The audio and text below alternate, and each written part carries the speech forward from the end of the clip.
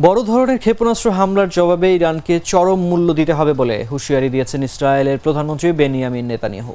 মঙ্গলবার ইরানের হামলার পর মন্ত্রিসভার সঙ্গে বৈঠকে এই হুমকি দেন তিনি। নেতানিয়াহু বলেন, আজ রাতে ইরান বড় ভুল করে বসেছে, এর জন্য দেশটিকে চরম মূল্য দিতে হবে। তিনি আরও বলেন, ইরান সরকার আমাদের প্রতিরক্ষার ও জবাব দেওয়ার দৃঢ় সংকল্প বোঝে না, অথচ অতীতে একাধিকবার এর প্রমাণ দিয়েছি। আমাদের কথা স্পষ্ট যে আমাদের উপর হামলা চালাবে, আমরা তার উপরে হামলা চালাবো। স্থানীয় সময় মঙ্গলবার রাতে ইসরায়েলের সামরিক অবকাঠামো লক্ষ্য করে ক্ষেপণাস্ত্র হামলা চালায় ইরান। ইরানের ইসলামী বিপ্লবী গার্ডসের এক সহায়ক ইসরায়েলে কেউ হতাহত হয়নি, তবে পশ্চিম তীরে এক ফিলিস্তিনি নিহত হয়েছেন। রকেটের ধ্বংসাবশেষে চাপ পড়ে তার মৃত্যু হয়েছে বলে ধারণা করা হচ্ছে।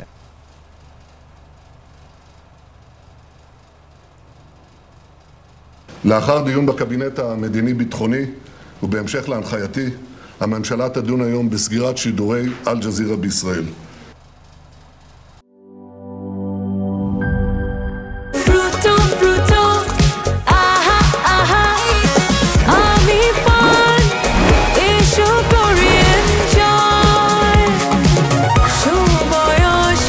প্রাণ ফ্রুটো, সময় অসময় ফ্রুটোময়।